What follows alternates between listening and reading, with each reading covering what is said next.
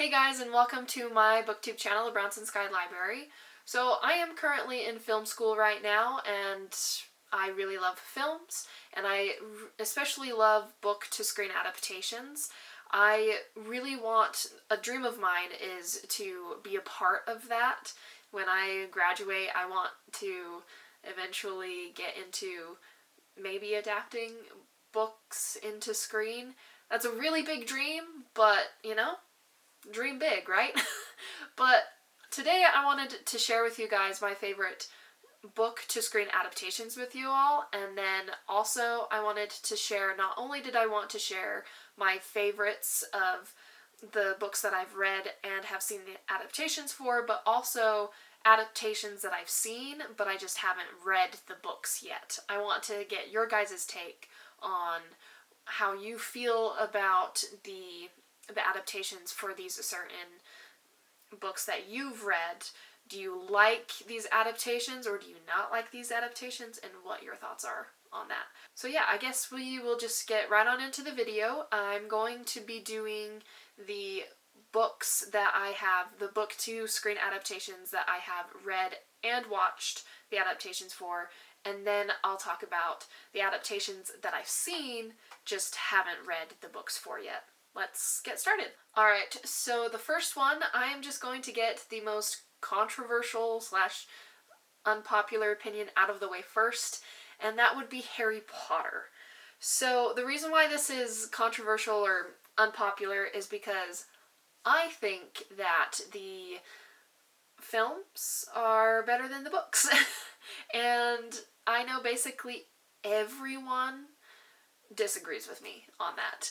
I've had so many conversations with so many different people about how, oh, but the books just give you so much information and the films are so not as good as the books are and all that stuff. I've had those conversations and they're never going to change my mind. The Harry Potter films are one of my favorite book-to-screen adaptations I have ever seen. I love them so much. I have nostalgia for the films. I don't have nostalgia for the books. I tried when I was younger, but I just didn't like them. I couldn't get into them. And then as an adult, I am trying to get into them, and I'm starting to like them more and more as I read further on into the series, but I still struggle with the books a lot. I struggle with them. I don't want to struggle with them, but I struggle with them. I've almost DNF'd the series so many times. The point is, I love the films. I think they're fantastic. So I think the best thing that the movies did was the casting. The casting was phenomenal. I mean, Alan Rickman as Snape, perfect. I think Daniel Radcliffe was the perfect Harry. I think Richard Harris was better than Michael Gambon. But sadly he passed. But just, anyway, the actors were perfection for this film, and I feel like the actors really brought the characters to life for me. The books did not. I don't feel like the characters are... I don't know. I just felt like the actors really brought their all to the films, and they really brought the movies, the characters to life for me, something that the book just didn't do for me. And then the film score. Let's talk about the film score. The film score for all of the films, perfect, especially, I will say, the first 3 films, because John Williams is the best, but movie 3, beautiful, phenomenal, best score. I feel like just the score to that film was match made in heaven. It worked perfectly for the films. It worked perfectly to tell the story, and I don't know. It was beautiful, and the film score for these films also brought the films to life, the characters to life. It's just, these movies are so full of life. I feel like they're real, and I wish that I could go to Hogwarts. But when I read the books, I don't feel that way. I'm sorry, but I don't. And I think Harry Potter is one of the best book-to-screen adaptations ever. I know they take liberties, and they take things out that aren't the most important to the story, I would say. I mean, I think they took out stuff that weren't that important to the story. I feel like the story as a whole is intact, and I think that's the best you can do. I mean, films, they're a different medium than books. You can't do the same things that books can. You can't stay in a character's head like you can in a book, so you have to adapt. That's what this is. They're adaptations. And so you can't have the same things you get from books than you can in films. And so I think that's one of the reasons why this is to me, a perfect adaptation, is because they took liberties, they were able to make it their own, but still had the story intact, and the films brought the books to life for people. It brought it to life for me. I'm just repeating myself. I've been saying that over and over, but just, guys, the films are so good. And I'm gonna be honest, I hate the fact that they are remaking it into a TV show. Yay. I think they can do there's so many different things that they can do, and like there's so many different books, and that might be another video for another day, but there are so many different books that you can adapt. Just please don't adapt Harry Potter again. I don't think we need it. Anyway, moving on, just to let you know, Harry Potter is probably my favorite book to screen adaptation ever. Sorry if that's an unpopular opinion. Alright, so my next favorite would be the Hunger Games trilogy. Now, you might see a pattern throughout this video, and that would be that my favorite book-to-screen adaptations are the mainstream popular ones, and I'm just gonna own it. Yes, I do love the popular ones. I am part of that crowd. But I'm gonna own it, because these movies are great, and so is the Hunger Games trilogy. I guess they made it into four movies, but I still think it's a fantastic adaptation. So whenever I think about the Hunger Games, I always, instead of thinking if I want like my fix of the Hunger Games, I always think of watching the movies and not rereading the books. Not saying that I think the movies are better than the books. Honestly, I think they're equal. I love the books just as equally as I love the films. I don't think they're better. I don't think they're worse. I just think they're a great adaptation. And I know that there have been some people who totally disagree, but I don't think so. I think that the story is intact. I think they take a few things out. They use certain like film making techniques to change the way a certain scene is done in the book so it can be maybe a little more dramatic in the film, and I really liked that. I think that is the perfect way to adapt a film or a book into a film, is not necessarily like changing what happened, but changing how it happened. And I want to talk about this a little bit more when I do a film, or when I do a video for this. I want to do a book to screen film analysis, like video type video for this book, and I'm kind of going to talk about this particular aspect, but what happens is like a certain tribute dies, and he dies in a certain way in the books, but then in the film he died in the same way, but it happened sort of differently, and that's because they needed to make things go quicker and be more dramatic in the film. whereas the book didn't do that because it didn't really need to go as quick and it didn't need to be as dramatic because it's a book. But films, you need to like bring out the more dramatic side. Anyway, I'm kind of rambling, I feel like, but yes, I think Hunger Games did that phenomenally. I think the actors are great for their roles, and I just, yeah, I don't know. I think this is a solid adaptation. And I will admit, the first movie did something that I absolutely hated, which was the shaky camera. I hate the shaky camera.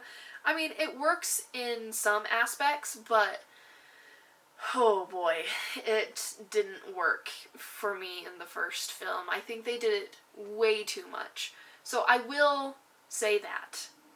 But, oh, also, I really like how the films added the point of view of the game makers and how they made the games and like what they were doing while we watched the games go. I thought that was really cool. And in the books, we only get Katniss's perspective. We don't get anybody else's. And so I really like how they did that. I love how they just added that perspective into the films because I think it added a nice touch. I really did. So yeah. Alright, and then another favorite of mine so far has been the Shadow and Bone adaptation on Netflix. And yes, they've been taking a lot of liberties in this show, but these liberties that they're taking work so well for the source material. I personally think, so when I read the trilogy, the Shadow and Bone trilogy, I really enjoyed it. I enjoyed the story, I enjoyed some of the characters, I enjoyed the magic, and I thought it was nice. I thought it was a fun series. And then I read Six of Crows, and I didn't enjoy it as much. I think I enjoyed the writing better, but I didn't enjoy the story as much. But when I thought about those two, if I don't think I actually thought about them being a movie or a TV show or anything, but if I had thought about them being turned into like a show, I would have been like, I don't think there's like enough substance for them to create a show on just Shadow and Bone or just Six of Crows, especially Six of Crows. I feel like there wasn't that much story there. And so I think that them combining those two series, so they are combining for the Shadow and Bone series on Netflix, they combined the trilogy and the Six of Crows books, and they just they joined them together and are creating one whole story in the show. I mean, there's obviously like subplots in the show and stuff like that. But that's what they did, and I think it works so well for the source material. I think that was brilliant on their end, on the filmmakers and on the like creators end. I thought it was great. I feel like what they're doing is making the story more exciting. I mean, if it was just them separately, I don't think the story would have been as exciting. But having these characters from like both books interact with each other and having all these stories in one connected is really cool. So yeah, it's just way more exciting. And so I think that's why I'm really liking this adaptation. And honestly, the story is basically still the same, but they are just combining it, and yeah. Now, I will admit, Season 2 has some pacing issues. It has some weird and bad editing choices, and it has the issues with shoving too much content into one season. And I think there's a reason for that. I think the reason why they shoved so much into one season is because they were afraid that they weren't going to get a third season. Because that's the way of television and just filmmaking in general. That's the way the industry is. Like, sometimes you might not get a sequel, and so I think that's why they shoved so much into the second season. I think they were afraid. And also, season 1, and the time it took to get season 2 out, it took, I think, 2 years for season 2 to come out. And so that's a lot of time in between season 1 and season 2. So I feel like they just tried to shove so much into season 2 because they were afraid they wouldn't get a season 3. But then they added a very big cliffhanger at the end. And that cliffhanger is, I feel like that one is very controversial for some people. But anyway, so yeah, season 2 definitely has some issues. I still really enjoyed it, and I still really enjoy the whole series, the whole adaptation as a whole. The whole adaptation as a whole. Anyway, so I still really enjoy the adaptation as a whole, and I am excited to see where it goes. Alright, and then the next one that I want to talk about is, as one of my favorite book-to-screen adaptations, is the 2013 version of The Great Gatsby. I love this film. I love the extravagance of it. I love how vibrant it is. I love the actors' performances. Baz Luhrmann, the director, definitely has a certain style to his directing. You can always tell when he directs a film because it has a certain style. I mean, every director does. And I think Luhrmann's style was perfect for this film. And also, I felt like they used the soundtrack to their advantage. So because the Great Gatsby takes place in the Roaring '20s, when you are making a film, you have to find a way to capture the modern audience. And so what they did was they took modern artists and music and used that to make it feel like it was the Roaring '20s. It captured what the Roaring '20s must have been like for the people who actually lived in the Roaring '20s. And I loved how they used the soundtrack for that. It was perfect. I loved this film.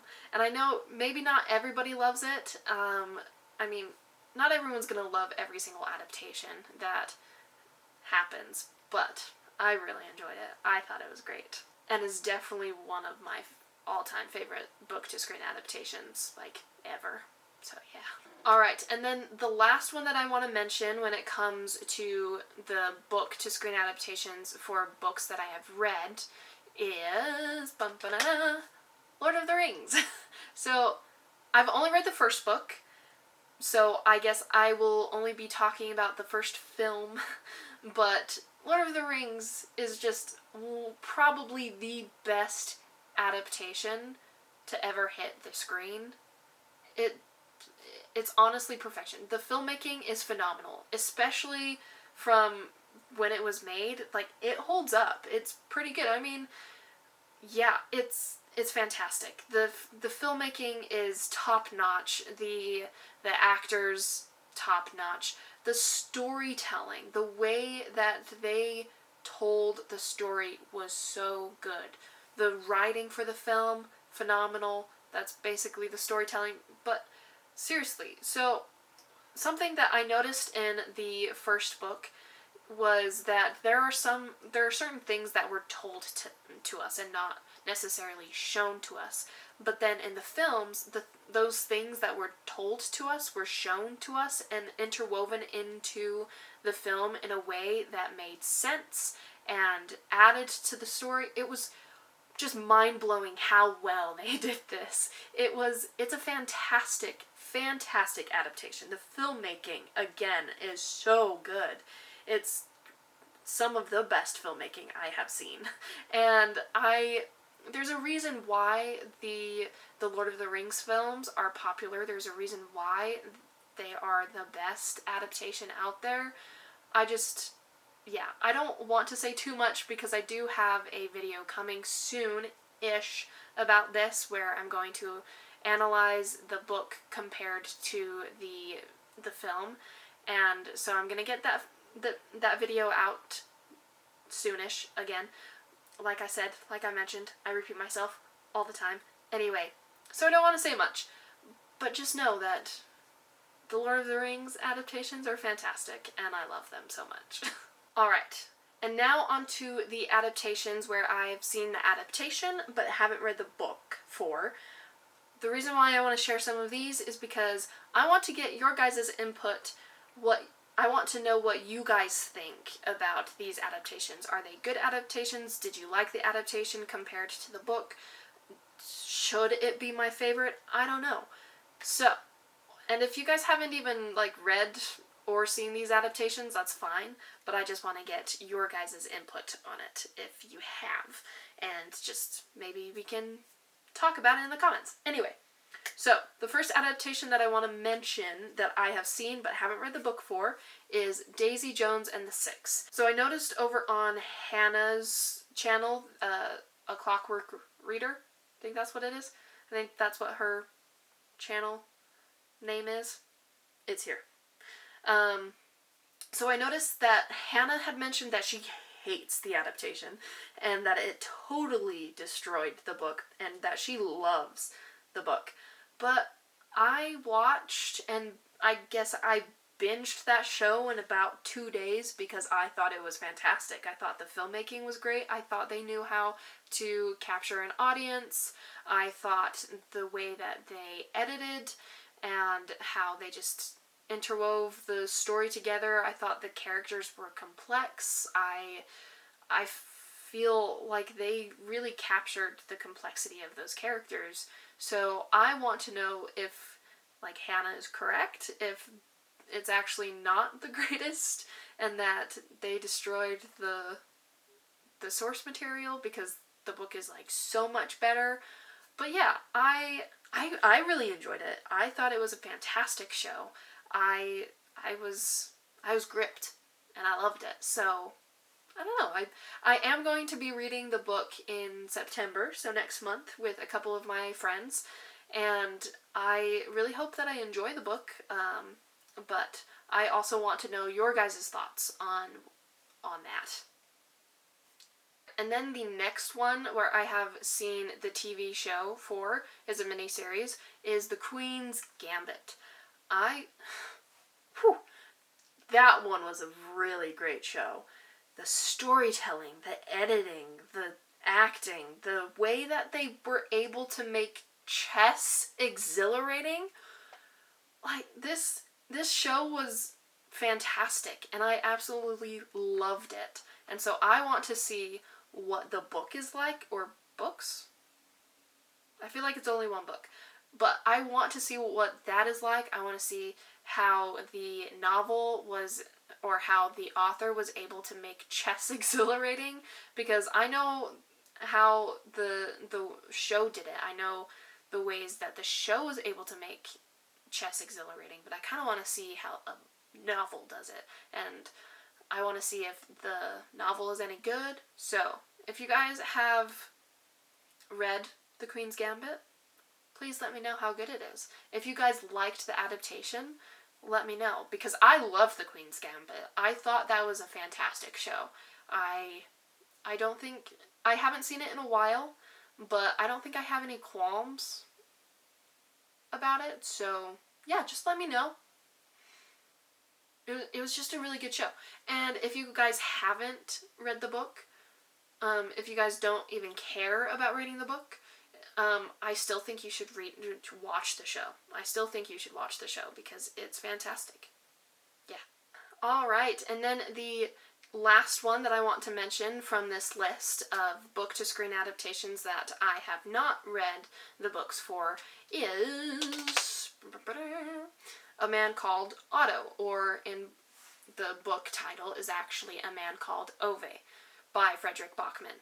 So I really, really enjoy Frederick Bachman's writing, and I have read Beartown and Us Against You. I haven't read The Winners yet, but so far I think he's a fantastic author, and he knows how to write character and give them depth, and I find him to be an exceptional author. And I really, really, really enjoyed when I saw A Man Called Otto. I really enjoyed this film. I loved Tom Hanks's portrayal of Otto, or Ove, and I really enjoyed the depth that came from the film and how they were able to handle such a difficult topic within the film, and I loved it. And so I want to see if the film was a good adaptation to the book, because again, Frederick Bachman is a fantastic writer, and I know he can create a compelling and intriguing story, and his writing is phenomenal. So I kind of want to see which one is better, but also I never actually think, oh yeah, books are always better. I don't necessarily compare books to films a whole lot. Like, I will enjoy a film to enjoy the film, even if it's an adaptation or not, because it's a different kind of medium. I mean, I will analyze the two and analyze, like, oh, this is how they did this, and this is how they did that. This is what they did differently, and why did they do that differently? And so I kind of want to do the same with A Man Called Ove and see the kinds of things they did differently and why they did that differently and all that stuff. So that's what I want to do with A Man Called Otto. But if you guys really enjoyed that film, let me know. If you enjoyed the book more, let me know. Let's just have a discussion. So yeah, that is another one, and the last one on the list. Well, alrighty folks, that is all that I had for the video today. Those are all my favorite book-to-screen adaptations, and some that I love but haven't read the adaptations for yet. Let me know if you guys have read these, if you guys love the adaptation or not. Let's discuss, and let's have a conversation going. Yeah, so I hope you guys enjoyed the video, and I will see you guys in my next. Alright, bye!